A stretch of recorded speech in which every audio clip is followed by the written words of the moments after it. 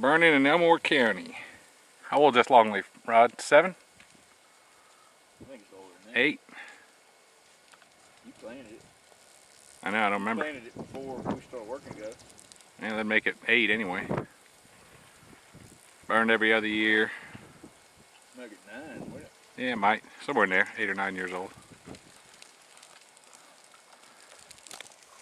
I'll get some pictures of this year's burn and last year's burn. Running these backfires off this main road in the north property line, and then running spot heads up the ridges. It's doing real nice. About 40% humidity they're calling for, and 85 degrees on March 15th. May get close to a record today. It's doing well. Got a little bit of candling, but I'm not too concerned about it. We burned some last week with some candles and didn't really have that much of a problem. But you can see some candles poking out tops of some of these just a little bit. But might prune up some limbs and quail property so if it gets any mortality, which it won't. Landowner will be fine with that. This is where that backfire started an hour ago. You can still see it backing down through there. There'll be a spot head fire coming up behind it to meet it here shortly. And this is the cleaned up burn area. Did a nice job. Should do some damage to these little saplings. Shouldn't be much gum left in here, but the wax myrtle and baccharis, there's a little bit of gum right there, and that base will kill it. A little bit of wax myrtle. Kind of how to set these little spot heads on these grassy ridges. Just a little lighter spot. Let it expand out. The wind behind it, and it'll run up that hill. There's those buds. They're a little bit susceptible, but maybe it'll limit up some. You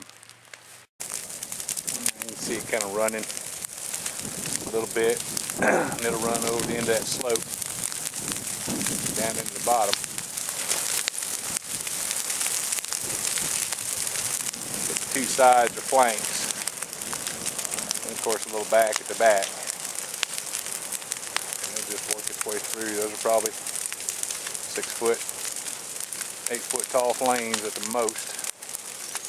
Every time the wind gusts up a little bit, that spot will just kind of expand itself out for the next hour or so. We're running around right now just putting in little spots like this all over the place and let them run together. Doesn't get as hot as a long line ahead, and sometimes you'll get the line when they're all coming together. By that time it's mostly on the edge of the slope, like down in there. You can see one kind of working its way down that hill to the flank fire.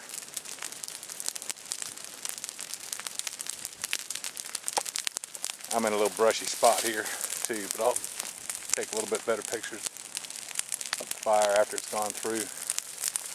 But it's doing a good job of consuming all the stuff on the ground. Nice little spot where a little spot fire from here came up and joined a little spot fire from there. Gets a little bit hot where they come together and turn into 2 flanks. Burns a little bit head fire through the junky stuff. We need it. The hardwood, trash, and bushes.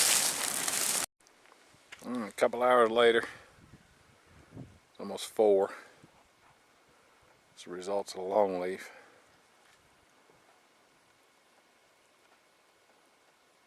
Did a good job of cleaning up. Not too bad a scorch. A lot of the trees will yellow up. It's not going to be a big problem.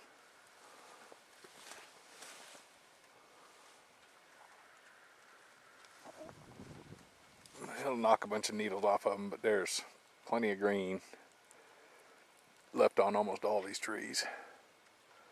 That's our smoke plume from the mixed pine hardwood burn over there. We'll get a little more of this young longleaf tomorrow. Yeah, I do find this kind of interesting. This is our burn from today on the one side of the property. We alternate the burn back and forth, one year to next year. And I know it's in the sun, but the density of pine longleaf in this is pretty substantial. And then you go and look on this side that we burned last year. We didn't kill any last year, but 3 years ago we had to come back through this and spray Mazapir on a bunch of gums. Both of these things were sprayed in the fall. I think it was 3, maybe 4 years ago. And both of them sprayed in the fall. And this side was burned the spring after. And I noticed a lot of mortality. They're all gone now.